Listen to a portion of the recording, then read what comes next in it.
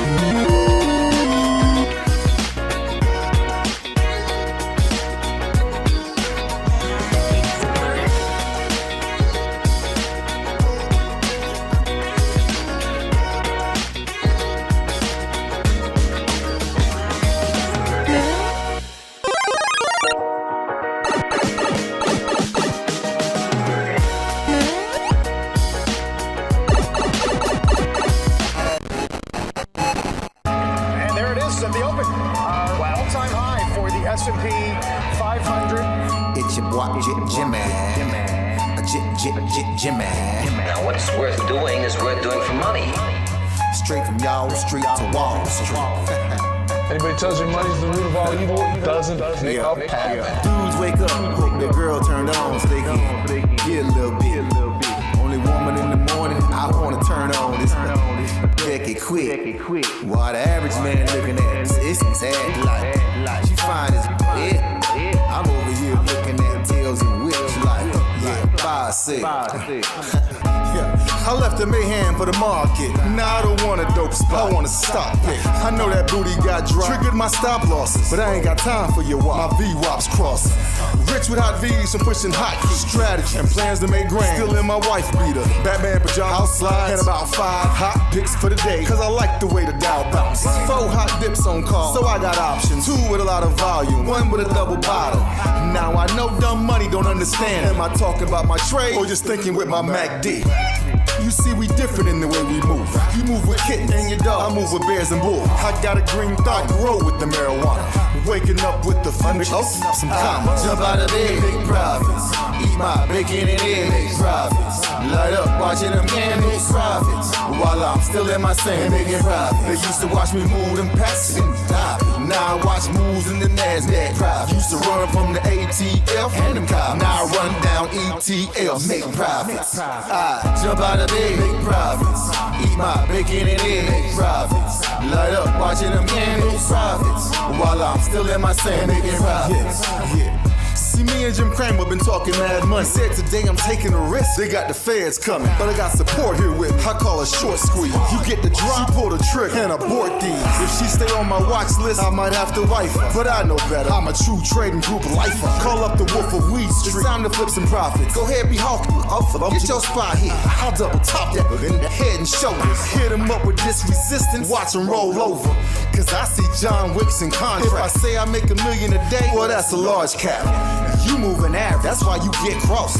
Get split, get delisted, and knocked off. and I'm setting the whole block off. I'm buying GameStop and selling them roadblocks off. Jump out of bed, make profits. Eat my bacon and eggs, make profits.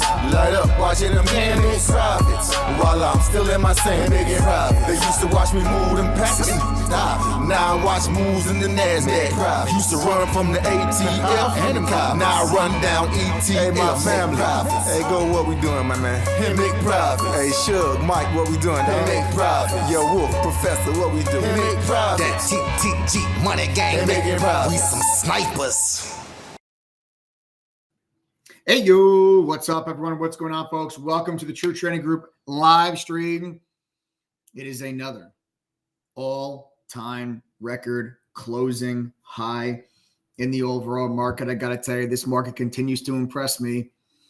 We continue to push higher and further than I anticipate and that I expect, and there's nothing stopping this rally. We've shaken off multiple data points over the last couple of days as the market has pushed to now a brand new closing all-time high. Not an intraday all-time high, but a brand new closing all-time high. Tons of earnings are out. The SMCI short squeeze continues. You got Bitcoin above 50K. We're going to talk about all of it, how we're going to make some money tomorrow. Let's get down to business. My name, folks, is Edward Perinotti. I go by Michael Edward. I'm the co-founder and head trader of True Trading Group. And if you did not know, we are a Benzinga FinTech Awards finalist for Best Data Analysis Tool. We're also the fastest growing and highest rated premium online educational platform that combines university level trading and investing courses with premium stock market tools, live workshops, individual mentorship and coaching for stocks, options, crypto, and futures. We day trade, we swing trade. We also cover long-term investing. There's literally something for everyone at True Trading Group. But you see, we take that curriculum, which is a simplified version of what I learned working at a fund in New York. We combine it with today's top trading and investing tools that give you guys an edge and give you more information, tools that most retail traders end up not using because it's so expensive. You're talking $5,000, $6,000 a year if you were to pay for these things on your own. But when you join True Trading Group, you get them included. It's Benzinga Pro's real-time news feed, congressional trading data, a simulator, the Trading Views premium charting software, the Trade Ideas scanners on our platform. You're going to use unusual options activity, options flow, dark pool data, short data, analyst ratings, a trading journal, so much more I can talk about later on in the stream. Yes, when you join, you're going to get all of our courses. Yes, of course, you're going to get all of our trade alerts, but you also get these tools. We set you up with everything you need to have the very best chance of becoming successful for one affordable price for the entire year. Now, you also get access to our members. Hands down, the most educated, helpful, supportive, and successful community of traders that you're ever going to find. Over 10,000 of them from all over the world. We actually have members in 115 different countries. We truly are a global community here at True Trading Group.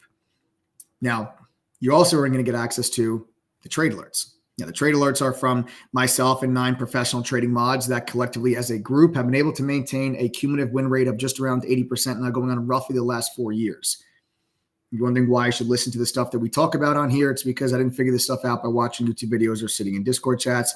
Guys, I began my trading career working at T3 Alpha Fund in New York City, where they had me go through a training program before they let me touch $1 of the fund's money.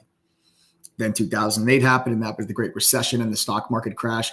But it was also the same year that I received one of the firm's Trader of the Year awards. Now you fast forward, I'm the co-founder and head trader of True Trading Group, along with my team of 9 professional trading mods and an over 30-person staff. We've helped thousands of members from all over the world to reach their goals. So if you guys are ready to learn, trade, and profit for real, you've come to the right place. 6 nights a week, Sunday through Friday, we go live on this channel with myself and other THD mods, as well as some special guests. We'll drop golden nuggets, give you free lessons, education, and trade ideas that can help you all become better traders. So if you haven't done so yet, smash that like button, subscribe to the channel, turn on your notifications. Make sure that you guys never miss out on any of these streams. This market continues to impress me.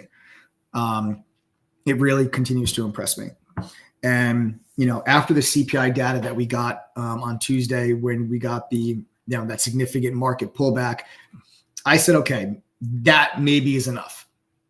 Maybe that's enough now to finally give this market a reason to pull back. And it's just not the case. We just continue to push higher. I thought that we were going to stop yesterday. And I thought that Today, you would then come in and you'd have a candle that looks something like this, and we'd start to kind of like pull ourselves back to that side. I did not expect this candle that you got today. It just shows you how just incredibly strong that this market really is. So humbly, that's not what I thought this market was going to do today. I thought we would top out at around like 500, 501 on the SPY, but today 502.25 as we sit here now, even trading higher after hours as you're getting a whole slew of earnings that are coming out. And it's just at this point, you probably are going to break that all-time high. At this point, I would probably anticipate a new intraday all-time high tomorrow, and then maybe pull yourself back in from there. I do believe that this area up here, I do believe that this is where we're going to top out. Trying to pick the exact damn day that it's going to happen is just extremely tough. And I think it's kind of foolish to try to pick the exact day that you top it out. But I think that tomorrow you're probably going to put in that new all-time high print, but it's all going to come down to the PPI number. You got a very important piece of inflation data tomorrow. Okay. You got a very important piece of inflation data. Now, typically in the past, PPI data has not been as important as CPI. Once the CPI, for the last like 2 years, we've been very trained to just CPI, and that's all that matters. And with where inflation is now, I think that starts to change. I think that tomorrow's PPI number is actually a lot more important than previous PPI numbers. And the whole reason behind that is, I'll explain to you just kind of how CPI data is calculated. There's all these different categories that factor into the CPI inflation number. Real estate and housing is 2/3 of that number. It has the largest weighting and impact on the CPI number. When we got the CPI print, it was hotter than expected all across the board. But the rent and real estate category was extremely high, and that added to the high CPI number. The real culprit on the CPI number was the housing and medical costs. Those were your real problems. And what's interesting is that if you look at real-time rent and real-time real estate data, it's not picking up steam. Now, obviously, certain areas of the country are different than others, but there's a lot of areas of the country where rent prices are actually coming down and where real estate prices are actually coming down. The problem with CPI is the way that it factors in its housing data. It uses data that the way that the data that they use, the way that that data point is calculated, is actually a very, very big lag. And there's a very big delay in that data. It's the exact same thing that happened. You go back 2 years ago when your neighbor who bought their house for $600,000 a couple of years ago, you see them list their house for, $900,000 and they get an all cash offer for $1 million. We saw all of that craziness happening in the real estate market, in the real estate industry a couple of years ago. But even when that was happening, the CPI number was not necessarily showing this massive increase in housing data because it's so delayed, hence the transitory inflation and how far behind the Fed actually was in starting to raise rates, and inflation got a little out of control and the Fed was late in doing so. So just like we didn't see the increase in housing and rent prices show up in CPI until it was way later in the inflation cycle, we're not seeing it come down in the CPI number this late into the cycle also because it is so delayed. So there's different calculations and different weightings that are used in the PPI data and the PCE data. So I think you're going to start to see, and everybody can see this. Everybody can see this in real estate data and rent prices in different places. Like I have an apartment in Miami, and I can see my lease is actually up in March, and I actually have to go back down there, and I'm going to find somewhere else. But you've seen rent prices that have actually started to come down even there. And Miami is one of the hottest real estate markets in the entire country during COVID. Everybody from every major city just went to Miami or went to Florida in general, because it was the only state that was actually open during COVID. So you saw this massive surge in real estate and rent prices down in places like Miami and other areas in Florida. But you're seeing those now level out or even come down. So this is why I think these PPI data points are going to be a lot more important going forward, and specifically PCE data points. So tomorrow, 8:30 a.m., we're getting a PPI number. I think it's going to be very, very important. So let's pay very close attention. If that PPI number is not as hot as the CPI number, then you're talking about a new all-time high tomorrow. You might get to 505, 506 on the SPY. But if the PPI number is also hot, then I think the market's going to start to get a little bit more worried. I think it was easy for the market to shake off the high CPI print because the way that inflation data is calculated when it comes to the housing. But if it's still hot on PPI, then I think you could see maybe the markets get a little bit nervous. But right now, there's nothing scaring the bull. The bull is in full control and the bears are hibernating. How much longer does that go on for? I got to be honest with you. I really do believe that we are very, very close to a near-term top.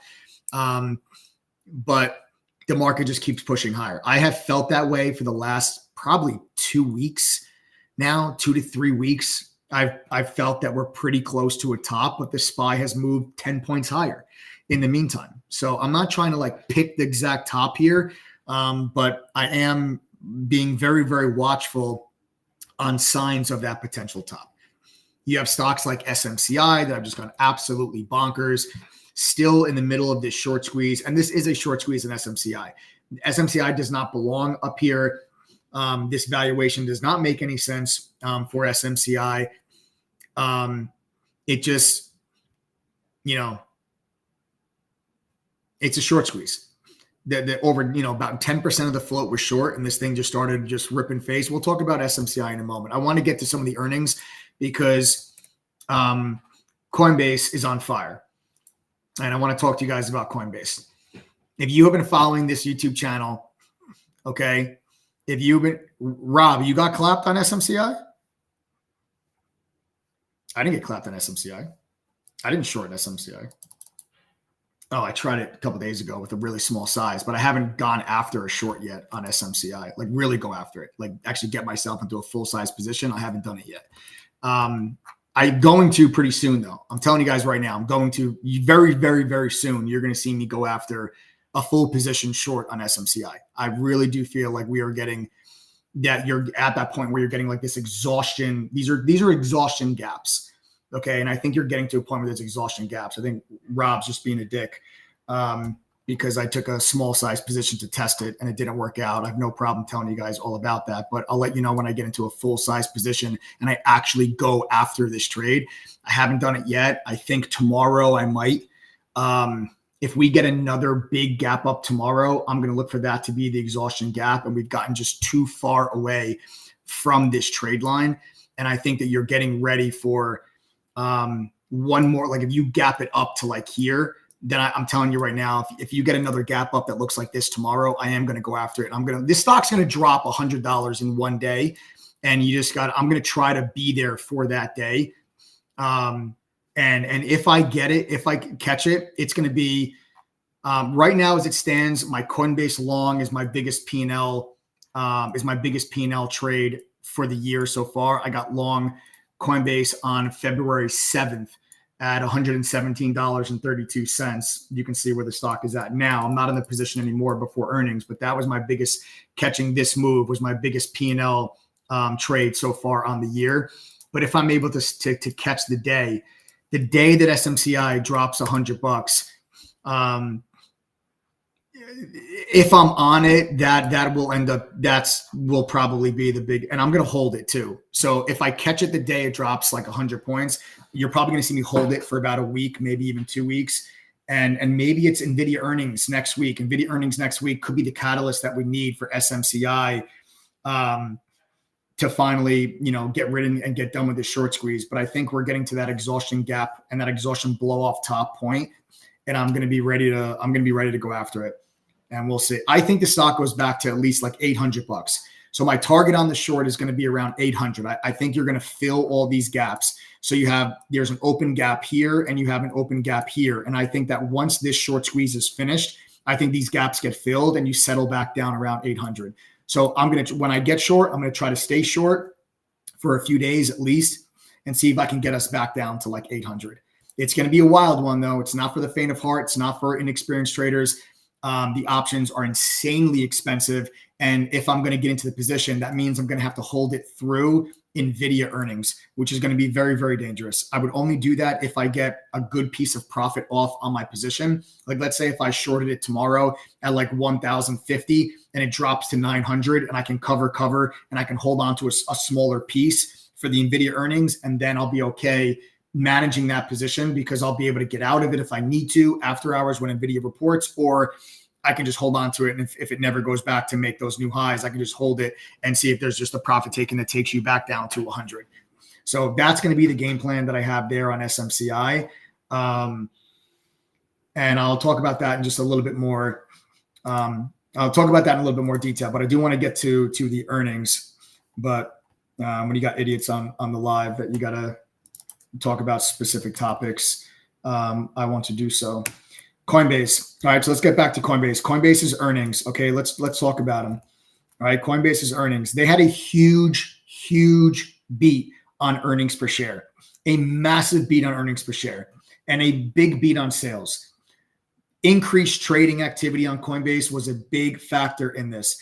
They were expected to lose a penny a share. They ended up making $1 a share. That is not even close.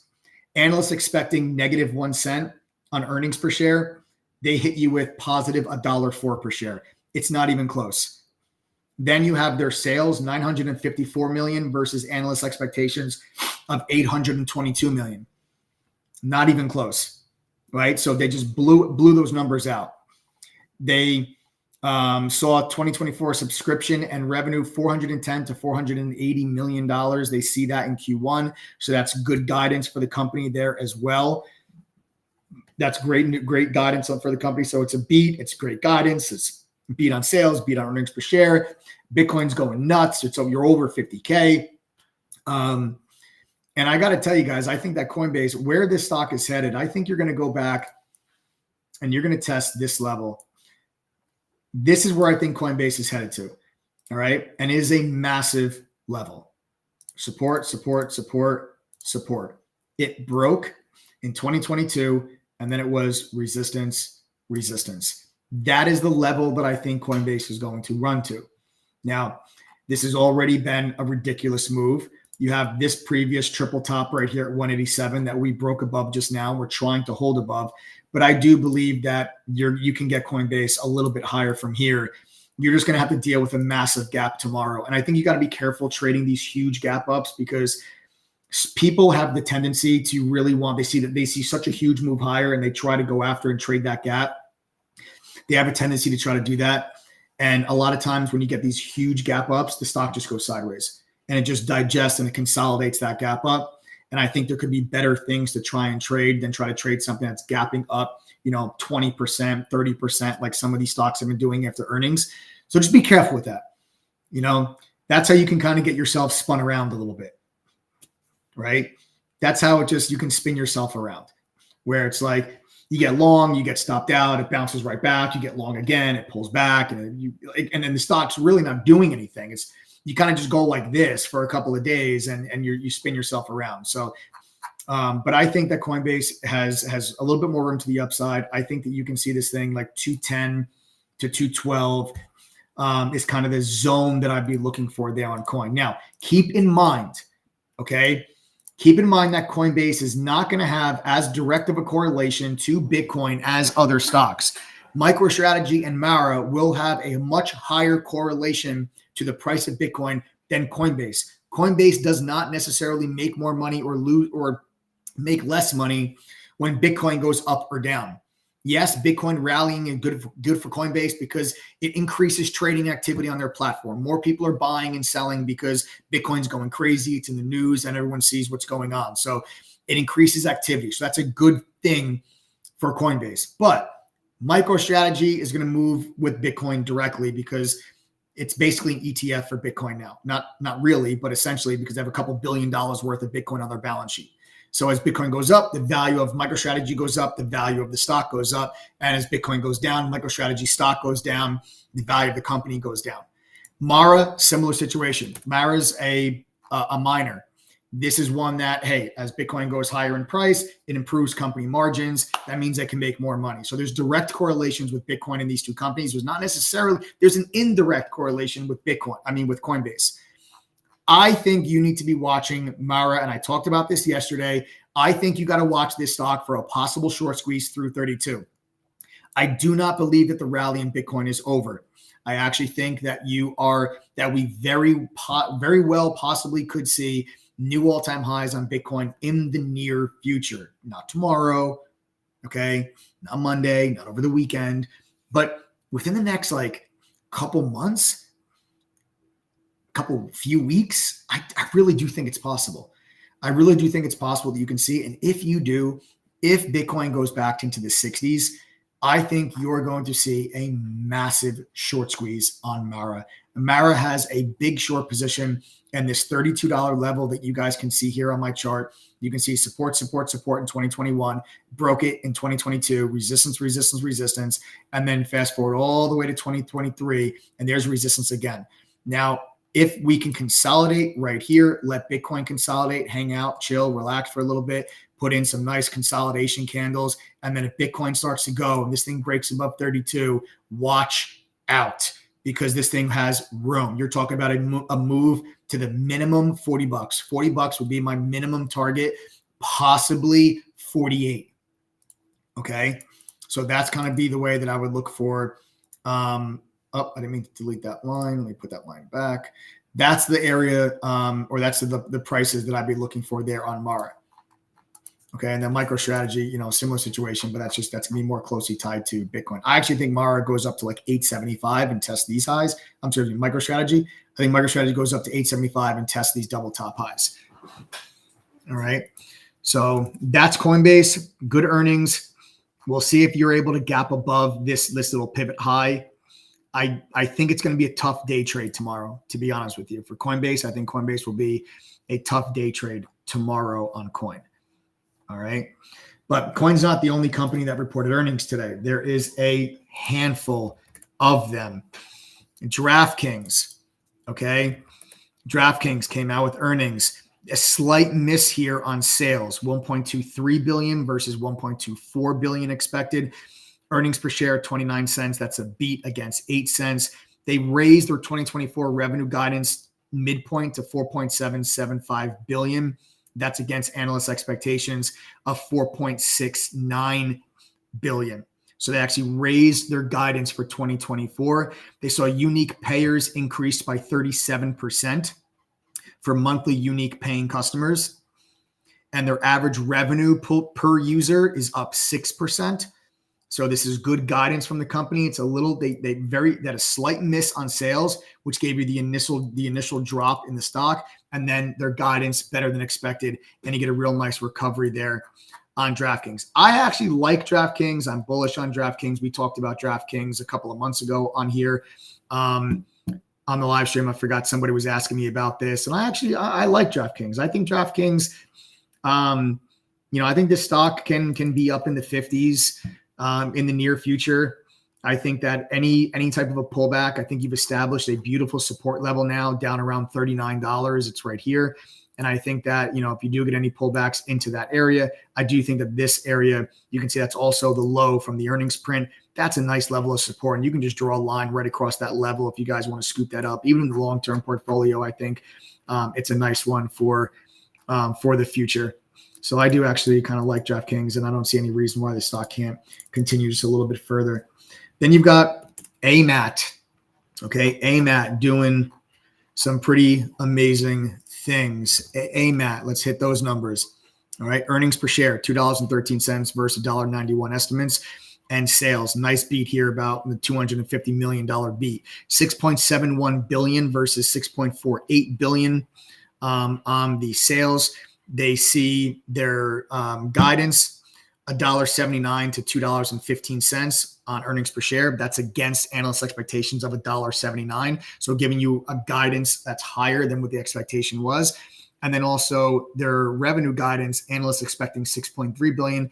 They're giving you a pretty wide range here of 6.1 to 6.9 billion. So again, just kind of on the higher end, giving you higher end guidance. And that's what's giving that stock a nice little pop to the upside. So that now is up 10%.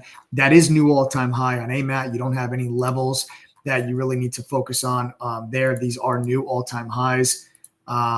And you don't have any support until you're all the way down at 188, and you don't really have any resistance. You're just up in no man's land. Again, I don't think this is going to be the best day trading stock because you don't necessarily have clear-cut levels that you can base your trades off of. The thing that I'll tell you about trading is that trading is not about just being in a stock that goes higher and predicting that and predicting that move. Being a good trader is about identifying high probability setups where you can clearly identify your risk and your potential reward. You can say, these are my profit targets, this is my stop loss, and where you can implement your strategy successfully. That's what being a good trader is about. It's not about, buying SMCI at 200 and selling it at 1,000. It's not about predicting what Coinbase's earnings are going to be. That's not what being a good trader is about. You have a lot of, beginner traders or inexperienced traders that will spend their entire life searching online for somebody that will come on and tell them the future. There's not a trader out there that knows the future. Okay. There's not a trader out there that's going to predict for you what a stock is going to do, is going to predict for you what earnings are going to be or what a economic data point is going to be. The best traders out there, of course, we have a bias of, hey, I think this stock's going to go up, but none of us really actually know. If you asked you can find the most confident trader in the world, someone that says, I think Tesla's going to 250, right? And they say, I'm so confident, I'm super confident. I'll bet the farm that Tesla goes to 250. Great.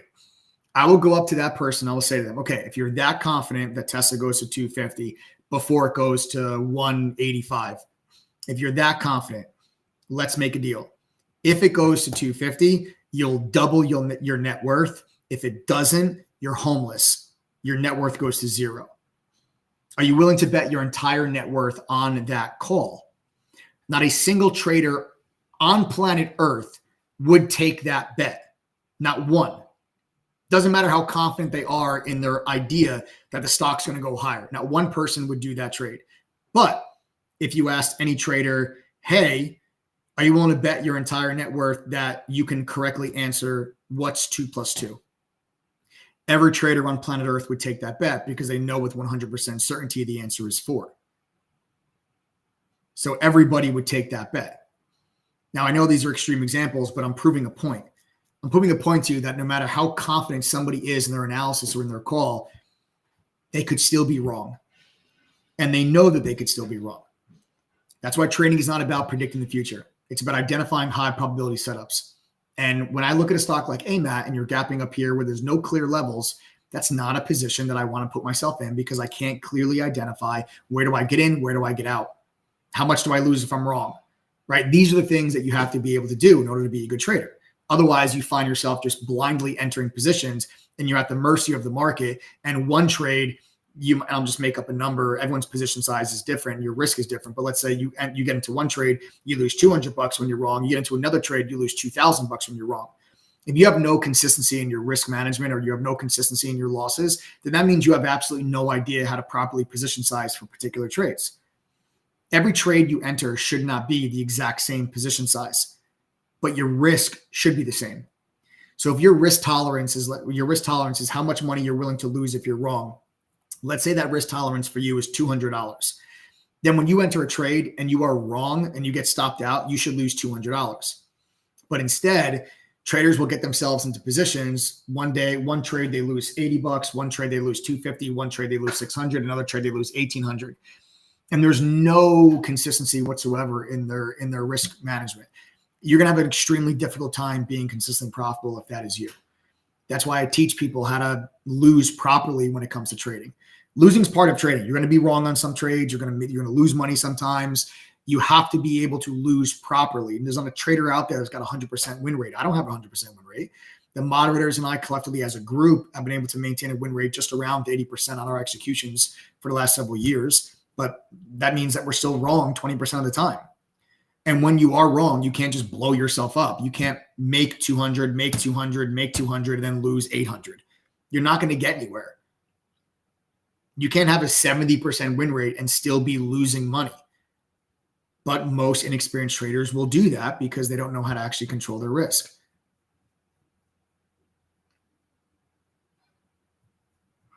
All right. All right, let's move on to other earnings. Trade Desk.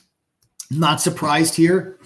Not surprised here on Trade Desk with some of the earnings that we've gotten from other companies that within the same industry. Stocks up 20%. These are such massive moves on a lot of these stocks, guys. Trade Desk. Here are the numbers. They actually missed on earnings per share, 41 cents versus 43 cents. Sales was a beat, though, 606 million against 582 million expected. They actually approved an additional $647 million share repurchase program, which brings the total amount for future stock purchases to 700 million. So that's a lot of the reason why you're getting this big bump. They also raised guidance. Guidance for Q1 revenue was 452 million. They're guiding to 478 million. So when you talk about why is the stock up 20% if they missed on earnings per share and they beat on sales, you say, oh, well, that's good. They beat on sales, but they missed on earnings per share. The stock being up 20%. Why? Well, it's because a $647 million increase in the share buyback program.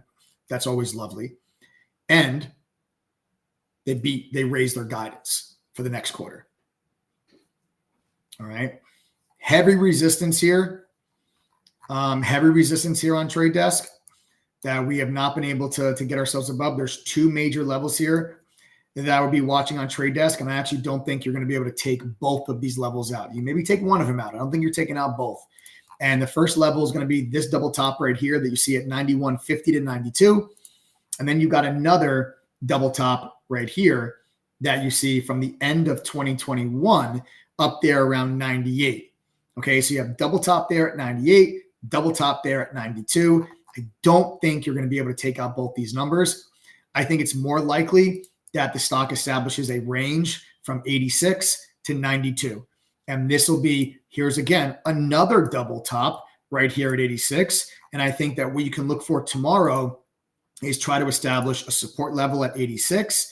And then I think you can try to establish a resistance level up there in the low 90s. And I think maybe you can structure some trades around these two levels. So you see the difference here, right? You see the difference what I'm talking about. You're talking about a trade now where I can very clearly identify levels as where's my entry, where's my stop, where might take profits, versus when you take a look at a stock like AMAT, you're in the middle, you're in no man's land, right? So this is why I like setups like this better, because I have very clear levels that I can go off of. And let's see now if there's going to be support here at $86 tomorrow on Trade Desk. Next up, DoorDash. Now, it's funny, watching DoorDash and Lyft like try to compete, which Lyft actually had an amazing day today. Stock was up 16% today after the earnings from yesterday. So that's actually having a fantastic run. But be careful of that $22 resistance. I don't think Lyft gets above that. I actually think you could probably short Lyft if it gets to 21, 22. But when you compare Lyft and DoorDash to Uber, which also made new all-time highs today, up there $82 in your new all-time high there on Uber. But DoorDash and Lyft have just had a very, very difficult time keeping pace. And you just confirmed the resistance level on DoorDash up at 130, which is a previous double top from 2022. You see that heavy resistance there from 2022. After hours, we ran up there, tapped it, kissed it, and then ran away from it. So I think that you may be looking at near-term tops here on DoorDash, and I think it's time for DoorDash to maybe start to pull itself back down a little bit off this level and give you maybe 110, maybe 105. And I think that you can look for pullbacks on DoorDash a little bit lower and try to get back down towards that dark blue line you see on my screen. That dark blue line is your 50-day moving average. And I think that's maybe a more realistic price action for the stock. Okay, and that's DoorDash. Then we've got Roku. Let's hit on. Oh, I'm sorry. I didn't even give you guys DoorDash's numbers. I am sorry. I didn't give you DoorDash's numbers. DoorDash's numbers were a.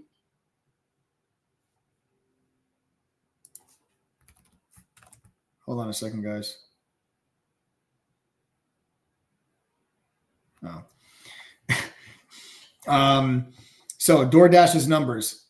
Earnings per share was a miss, minus 39 cents. That was against analyst expectations of minus 18 cents. They did beat on sales, 2.3 billion versus 2.24 billion.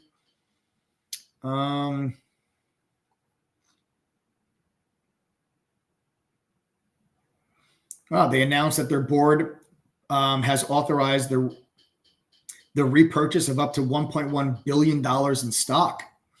I'm surprised that the stock's actually trading down on this news.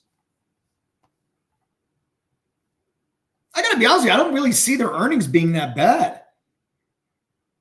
Yeah, so they missed earnings per share, but a lot of that miss on earnings per share has to do with stock compensation. A lot of that has to do with stock compensation.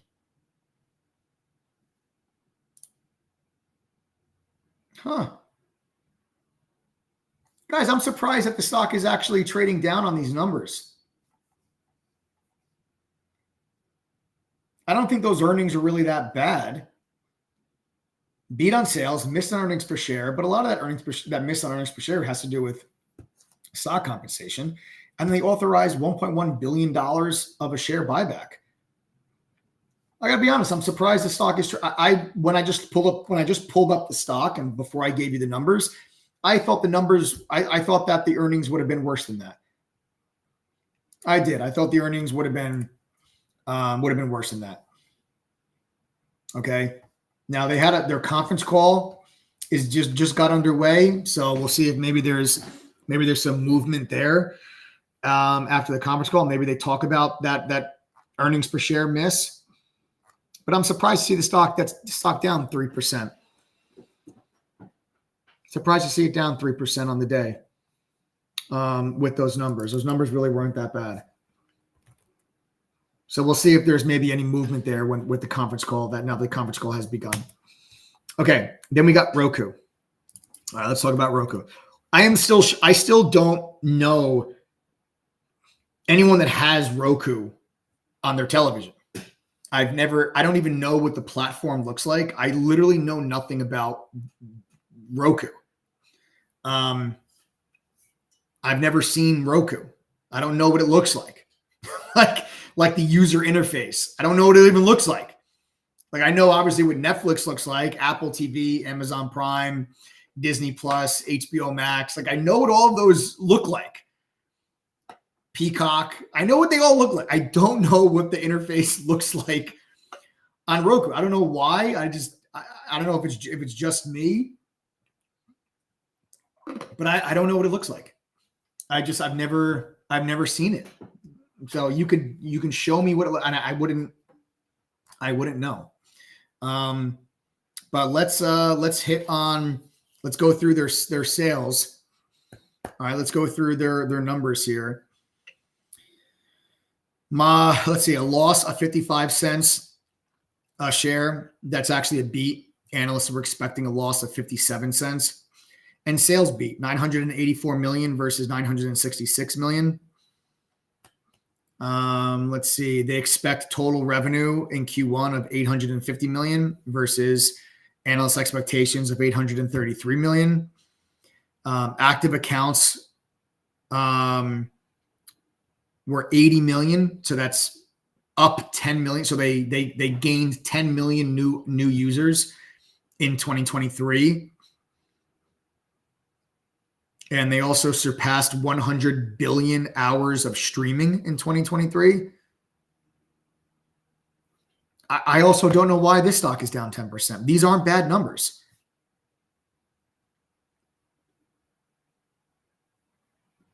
I don't see anything that's really terrible with these earnings either.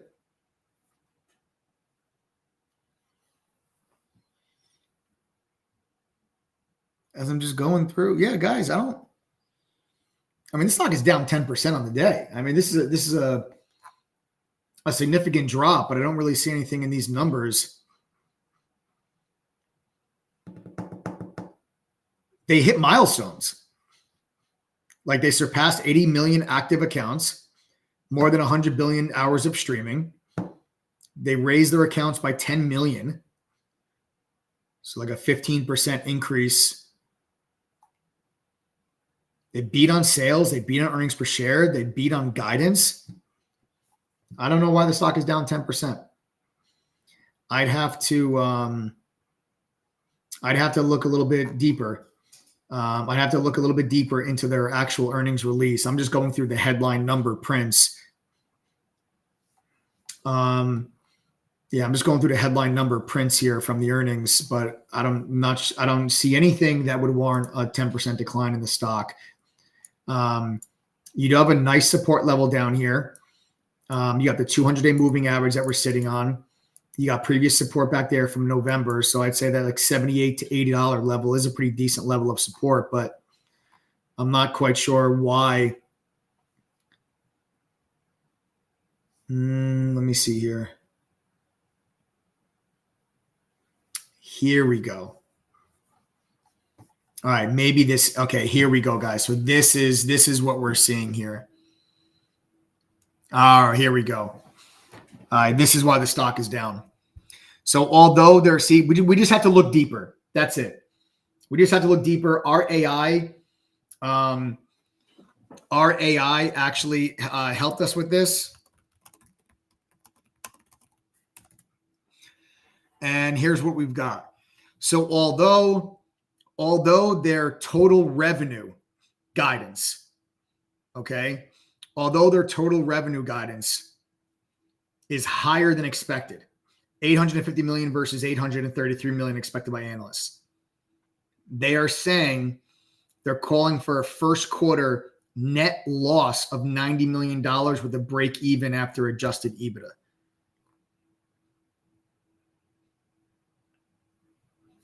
That's an issue. It's like maybe average revenue per user is also a little bit light.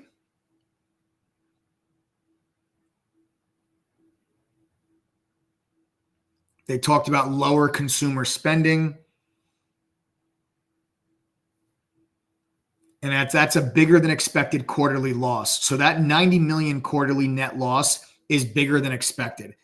So that's why the stock is moving to the downside. So you see, all you have to do is look a little bit deeper into the earnings on why the stock is moving to the downside, because from what the numbers I just read off of you, which were their headline numbers, those aren't bad. But then when you look a little bit deeper, that's what I see. Okay, so that's a bigger than expected quarterly loss.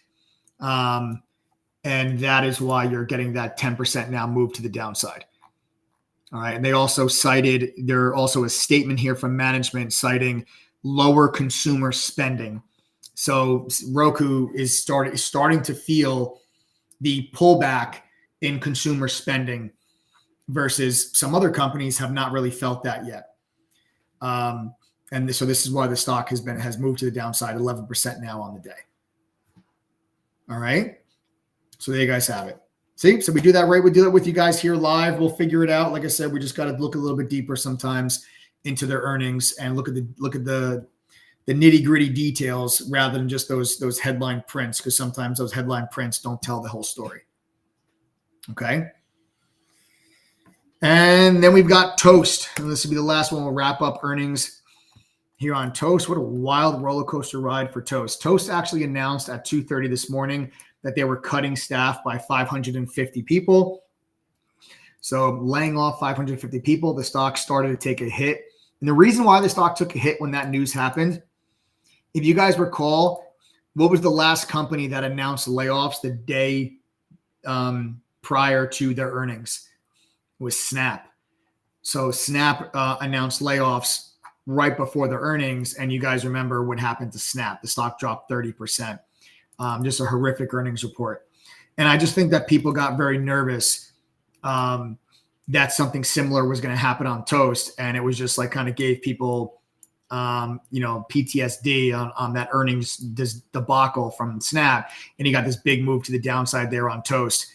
Their earnings came in -7 cents. That's better than expected, -11 cents. Sales were just a small beat, 1.04 billion against a 1.02 billion expectation. They did authorize a $250 million share buyback program, and they see gross profit of 275 to 285 million going forward in Q1. Stock's basically flat. Stock is basically flat. All right. And there you have it. Those are your big earnings movers. Anybody have any questions for me on these earnings movers?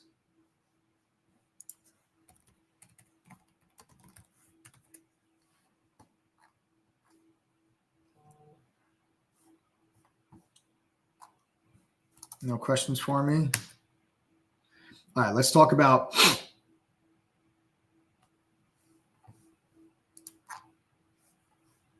SMCI, because I'm eyeing this thing up like you guys can't even imagine. Maryam says, where do you stand with your guidance on earnings? Maryam, I don't understand what you mean by that. Where do I stand with my guidance on earnings?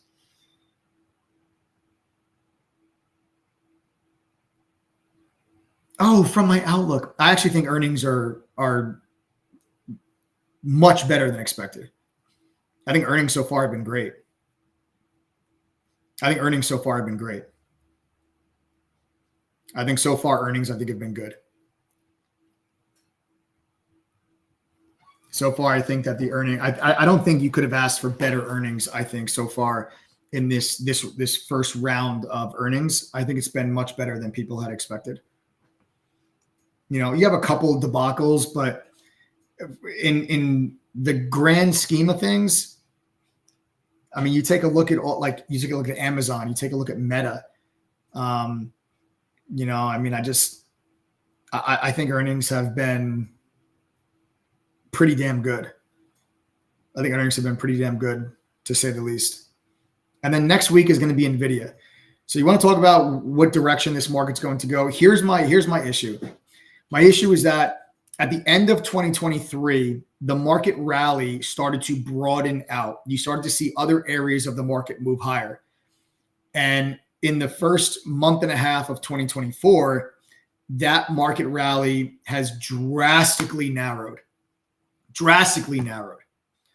And you're back to, 5-6 different stocks that are controlling the market. That's not healthy. Like when just a handful of stocks can move the entire market, that's not necessarily a good thing. It's not a sustainable market rally. It's much better when you have multiple areas of the market moving higher together and taking turns, where healthcare, industrials, telecom services, utilities, they move higher one day and then tech pulls back. And then another day it's energy and it's financials and it's consumer staples, and then consumer discretionary pulls back.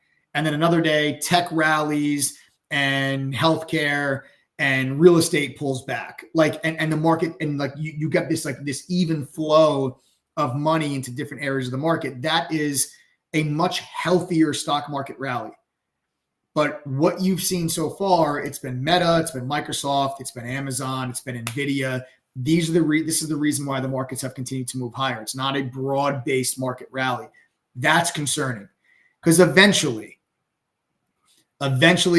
fund managers, risk parameters, algorithms will say it's time for us, that these positions have gotten too large and we have to take profit. And when that occurs in Meta, Microsoft, NVIDIA, which it will, when that occurs, they're going to pull the whole damn market down with it. So when does that day come? I don't know. But I'm telling you now that you're going to get a day, and SMCI is not controlling the market. SMCI is in the Russell 2000. SMCI is actually a small company. SMCI, is it tomorrow? I don't know. Is it Monday? I don't know. You're going to get a candle on SMCI that's going to look like that. I'm telling you this now. You're going to get a candle within the next, I don't know, week that's going to look like that.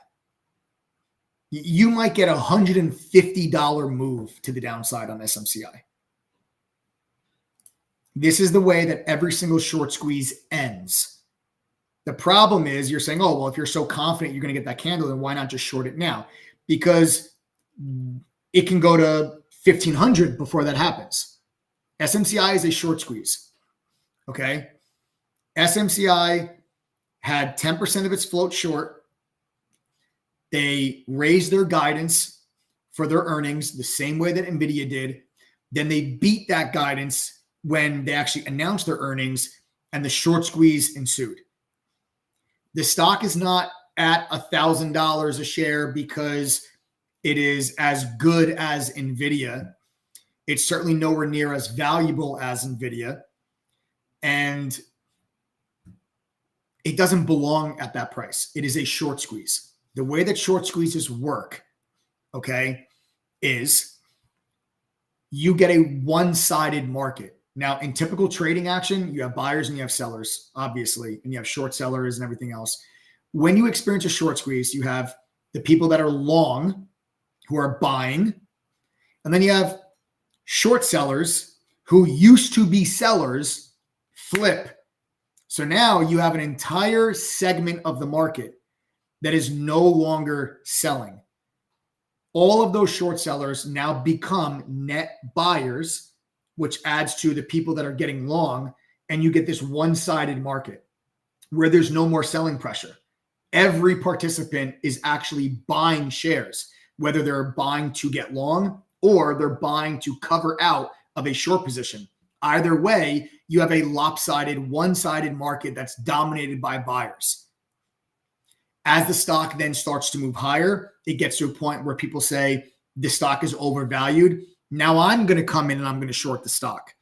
So those people come in and they short the stock maybe at 500, maybe at 550, maybe at 650. But the short covering from the previous short sellers is too much that it pushes the stock higher. And now those people that got short at 550, 600, 650, they start becoming net buyers and they cover their position, all while longs are still buying. So that's how short squeezes get fueled. A short squeeze feeds itself, because the higher it goes, the more overvalued the stock is, the more people are going to want to short it. But that just adds to the people that are going to cover their position, and that sends the stock even higher. Real short squeezes will go higher than anybody anticipates. That's the whole point of a short squeeze. But every short squeeze ends the same, with a massive drop. And the massive drop happens because of the following. When there are no more short sellers left to cover their position, they have all been squeezed out. You are now removing an entire segment of the marketplace, which were buyers. You are removing them from the market. At that same time, the people that were long, the people that were buying at 400, 500, 600, they begin to take profit.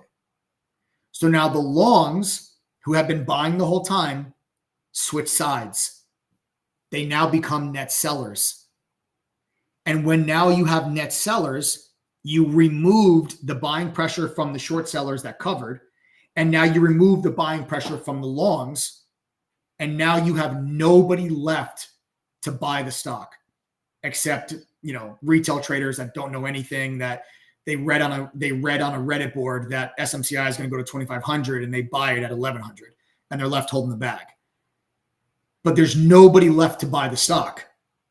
So then once that profit taking starts, it's a vacuum. It's an air pocket. There is nothing there in the market to support that pullback. And that is when you get a candle that looks like this.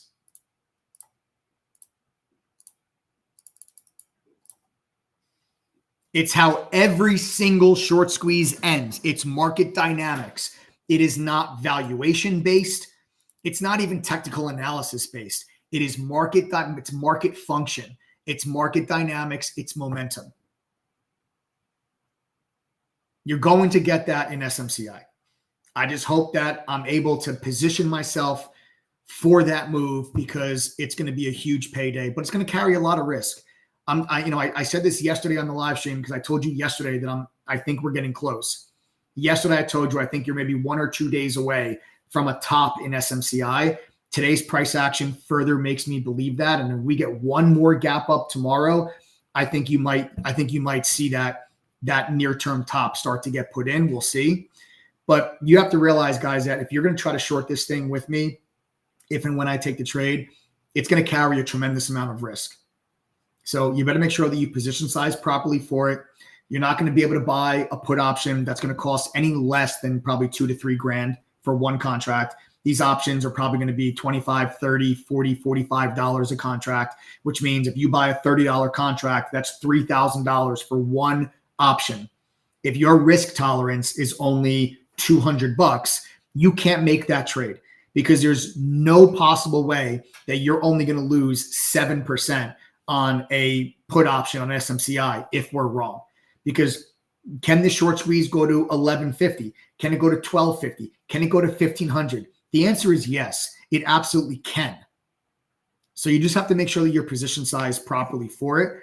And if the trade is just outside of your risk tolerance, it's just outside of your risk tolerance, and there's nothing you can do about it. And just sit back and just watch or paper trade it and just learn from it. But it is something that I'm going to be eyeing up very closely, and I plan on attacking over the next maybe 1 or 2 days. I think we're close. If we gap up again tomorrow like we did today, tomorrow could be the day I go after it. Tomorrow could be the day I go after it. All right. So there we have that. Any questions that you guys have for me? Now's the time to ask. Any questions that you guys have for me? Now's the time to ask.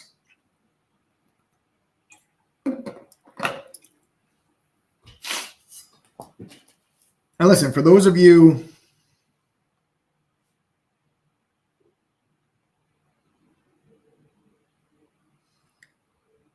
is it smart to go after it with options with a 3-day weekend ahead?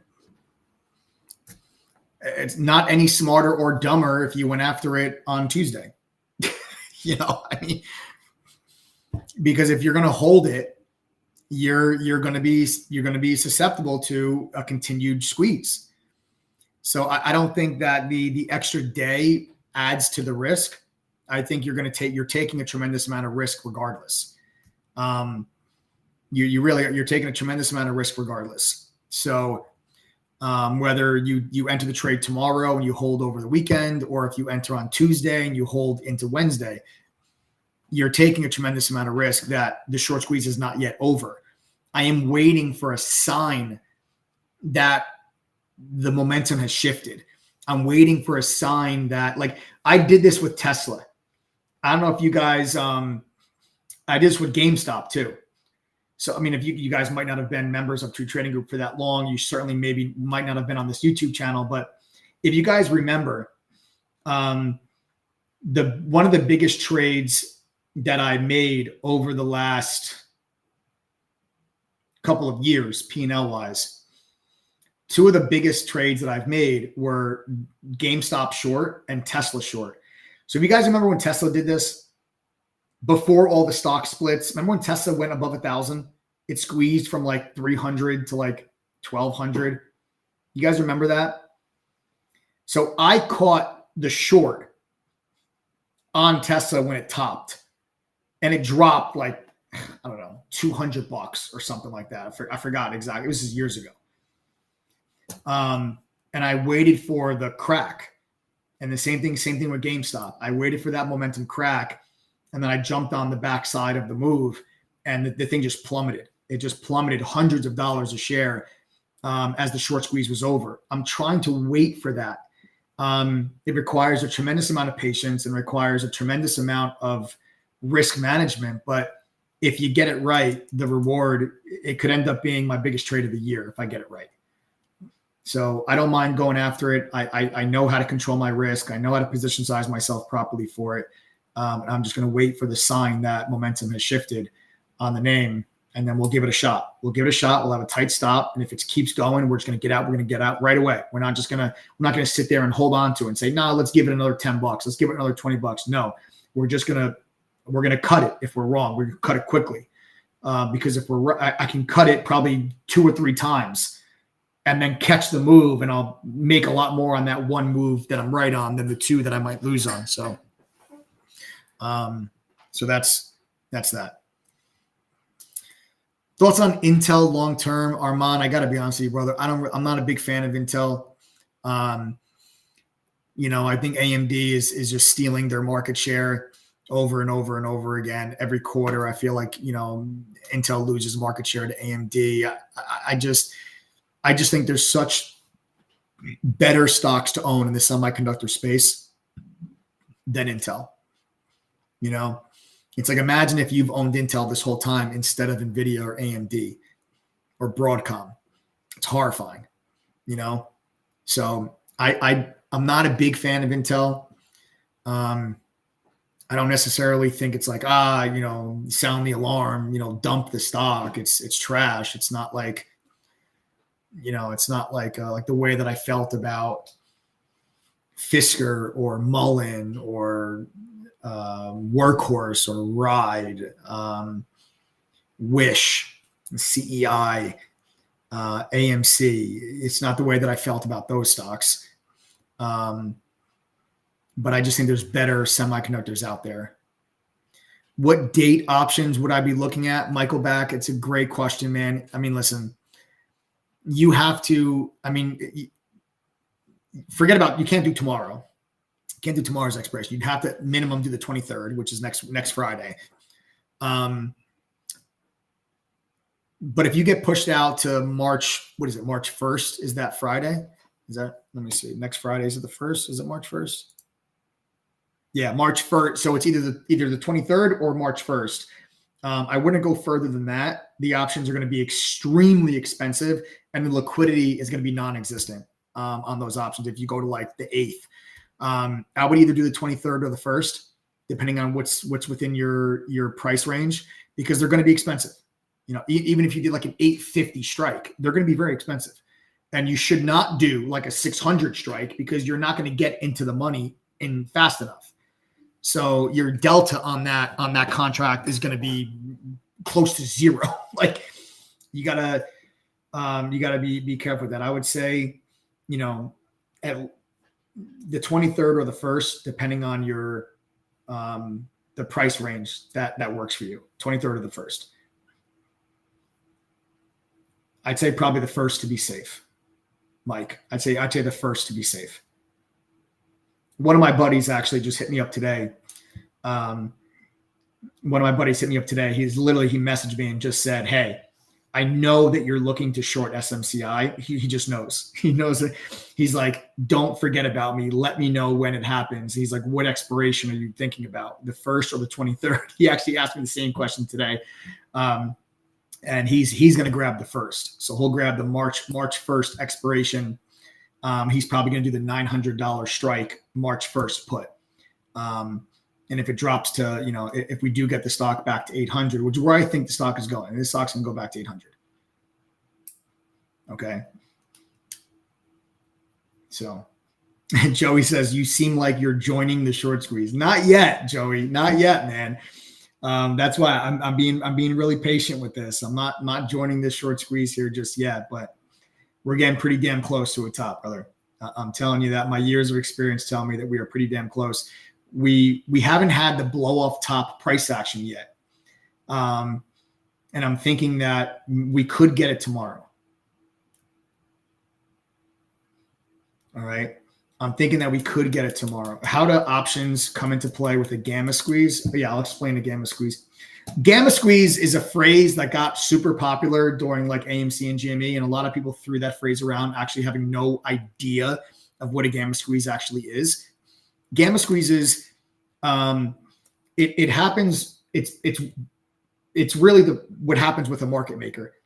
So market makers will sell you these option contracts. They're the ones that are, I mean, you can write these contracts too, but market makers will write large volumes of option contracts. Okay. And they'll sell them to you. When you have a massive surge in volume of far out of the money options. So let's say if SMCI was at $400 and all of a sudden $600 call options were being bought like crazy. I'm talking tens of thousands of contracts are being bought for like a 600 strike when the stock's at 400. A market maker is going to say, I'll sell you that all day long and I'll collect that premium, right? They'll sell it for $5, whatever, making up a number, $5 a contract, and they'll take in $500 on every contract that they sell you. But if the stock starts to approach 600, the market maker is on the hook for that. And they don't own the stock to cover that position. So if they have to deliver that stock, they're caught. They'd have to sell you the stock at 6, but they don't own it. So what ends up happening is market makers, when they get very one-sided like that with far out of the money calls and the stock is approaching it, what a lot of times the market makers will do is the market makers will then start to actually buy shares of the stock. Now it's a vicious cycle because when the market maker starts to buy shares of the stock, it adds to the buying pressure on the name, which pushes the stock higher, which pushes it further to the strike price where the market makers is caught. And that adds to the short squeeze. And that's where that gamma squeeze comes into play. It's essentially market makers trying to hedge and protect themselves from the very far out of the money call options that they sold. So that's what happened with GameStop.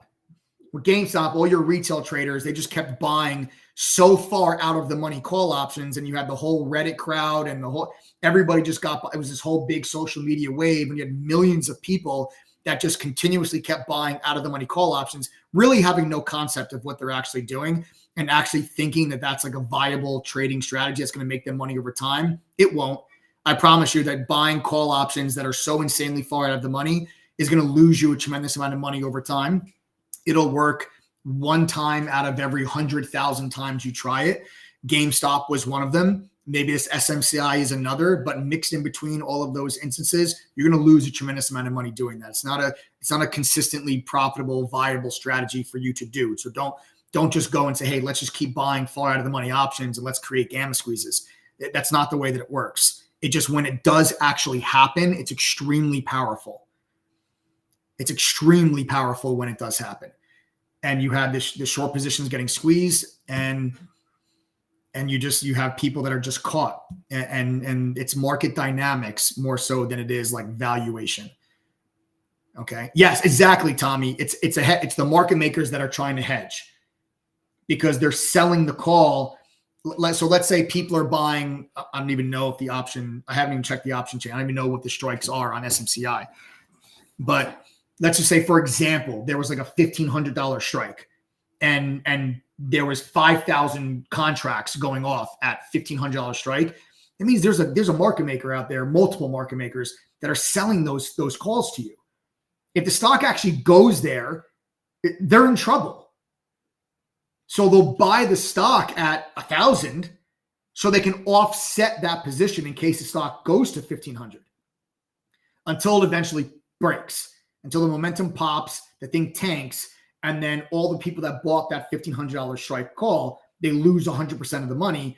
And the 5,000 contracts that the market maker sold for, $5 for $5 a contract turns into a $2.5 million profit for the market maker, because the market maker will collect all of the premium from the people that are buying those contracts, which is why it's not a successful strategy. The market maker is always going to make out, because the market maker will keep just buy the shares. They'll sell the calls. They'll buy the shares. They sell the calls until the thing pops. And when it finally pops and they don't get called on those options go to zero. And everybody that bought them from the market maker collects all that premium, and then that's it.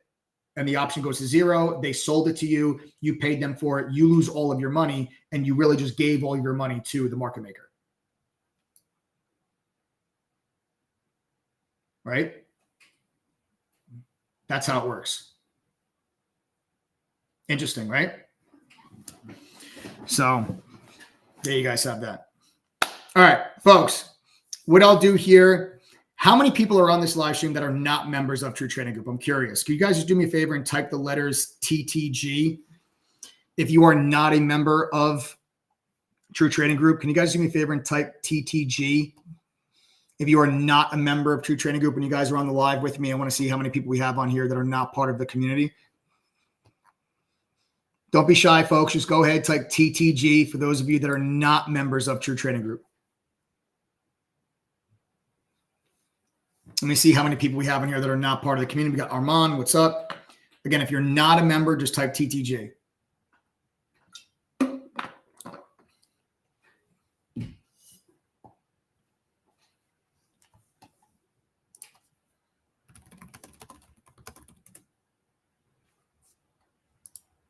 All right, Armand, excellent. Fantastic. Well, you see.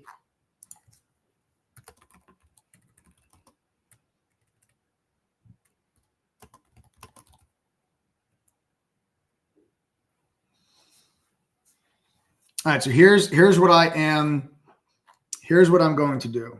All right. So those of you that are not members of True Trading Group, I'm just going to tell you real quick, briefly, how you guys can join if you would like, if you guys are interested. I'll tell you guys how you can join. So CWR and Armand, I'll just tell you guys real quick. You can go to ttgoffer.com. You guys want to join our community full time? That's ttgoffer.com. And then use this coupon code, TTG121. Click apply code. The price will then drop all the way down to $9.97. It's a 54% discount. We got Steve in the house also. And there are 12 laptops available here for everybody here this evening. So the price of our membership is usually around $2,000 for the year, but that coupon code I gave you gives you a 54% discount. It drops the price down to just $9.97. And that's for the whole year. Everything you see on that page is included, guys. Every item you see on that page is included. There's no upsell or additional hidden fee or cost for anything that you guys see on that page. So when you join, you have to manually enter TTG121 coupon code.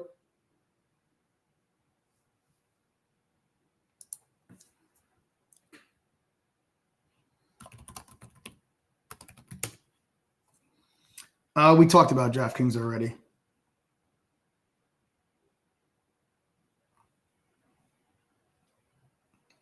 YouTube Aqua, putting it in all capital letters isn't going to change that. I already talked about DraftKings. So again, go to ttgoffer.com, use the coupon code TTG121, click apply code, price drops down to $9.97. There's going to be 12 laptops available for people today. If you guys, they are first come, first serve. It's a gift for joining TTG. You can trade with it, use it for work, give it to your kid for school. You sell it on eBay, put the money back in your trading account. Doesn't matter to me what you do with it. It is free for joining TTG. You guys do not have to enter your address to get the laptop. You will just get a welcome email after you join with instructions on how to claim that laptop. Again, ttgoffer.com, use the code TTG121, click apply code, price drops to $9.97 for the whole year. You get all of our courses, which is a simplified version of what I learned working at the fund in New York. You get there's beginner courses, advanced courses, options, swing trading, trader psychology, crypto, futures, you name it, guys. You guys get it when you guys join TTG. You're going to get Benzinga Pro's real-time news feed with congressional trading data, TradingView's premium charting software. A simulator lets you practice trading with fake money. Yep, Salty Bear, my pleasure. The trade idea scanner streams on our platform for you. You get unusual options activity, options flow, dark pool data, short data. It's all included. Some of you guys may pay for this stuff already. You got a trading journal like similar to TradingView. That's included. A social sentiment scanner tells you what's being talked about most on social media. You got AI trading tools that can help you guys. All of our AI trading tools are also going to be included when you guys join the community.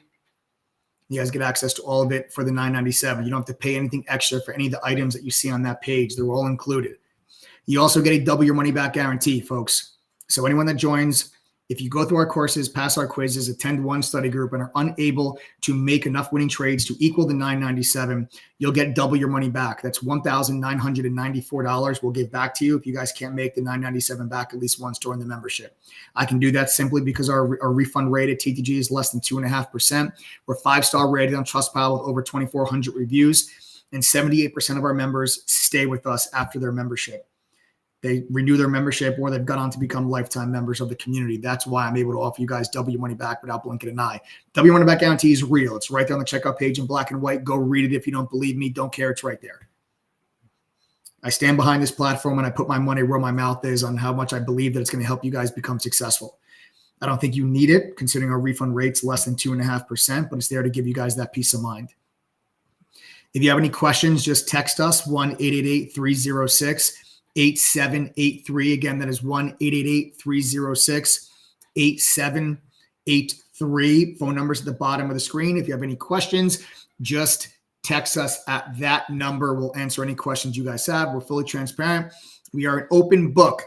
Anything you want to know, we've got you. Again, 12 laptops. How do you know you're getting a laptop? It's very simple. If you see one in your checkout cart, you're getting one. So if you're watching the stream after it's already aired and you see a laptop, you're getting one. So just go to ttgoffer.com, use the code TTG121, click apply code, see a laptop, you're getting one in addition to the 54% off. It's a Windows 11 laptop, comes with Microsoft 365 for the year. Fantastic little gift for joining TTG. We cover the shipping. We ship anywhere in the world. We have members in 115 different countries. So it doesn't matter where you live. We'll get you guys that laptop. All right. All right, folks. That is all. That's all she wrote. Hope you guys enjoyed the live stream. Hope you guys enjoyed the analysis. We covered a lot with earnings. You guys know I'm stalking SMCI. We'll see if maybe that trade setup triggers for me tomorrow, and hopefully orders will be executed and we'll be jumping all over the move, and we'll see.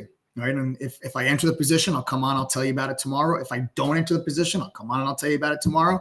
I suggest you guys get your butts inside chat though. ttgoffer.com, TTG121 coupon code. And lastly, if you're not, if you're still skeptical, if you're not sold on a membership yet, we do have a 7-day trial. If you're interested, full disclosure, if you join the trial, you will not get the $9.97 price point. Okay. The cheapest it'll cost you to join if you go through the trial will be over $1,400. Just want to be fully transparent about that. I don't want you to go through the trial and then you're yelling at me because you want the $9.97 price. But if you want to try us out for 7 trading days, you're more than welcome to do so. The weekends and holidays do not count against your 7 days. You are going to get 7 trading days, not 7 calendar days. So Monday, the market's closed. It does not matter. That's not going to count against your trading, against your trial. Go to ttgthree.com. That's TTG3 spelled out.com. If you guys want to join our trial, enter your name, email, phone number, click yes, I want this, fill out the form. You'll be asked to pay $3 to just prove that you're a real person. And then you guys can join our trial. We charge $3 just to make sure that you guys are serious about this. It's a one-time payment. There's no automatic renewal. There's no automatic upgrade. There's no reoccurring fee. It is a one-time payment of $3. We maintain a very high-quality chat room during the day. I don't want people coming in there and being disruptive, distracting, spamming crap in chat while everybody else is focusing on making money. So go to ttgthree.com to join our trial. Otherwise, go right to ttgoffer.com and enter the code TTG121. Click apply code. Price drops to $9.97. Check out, and then you guys are good to go. Have a wonderful rest of your evening, folks. Subscribe to the channel. Smash that like button if you guys have not done so already. I'll see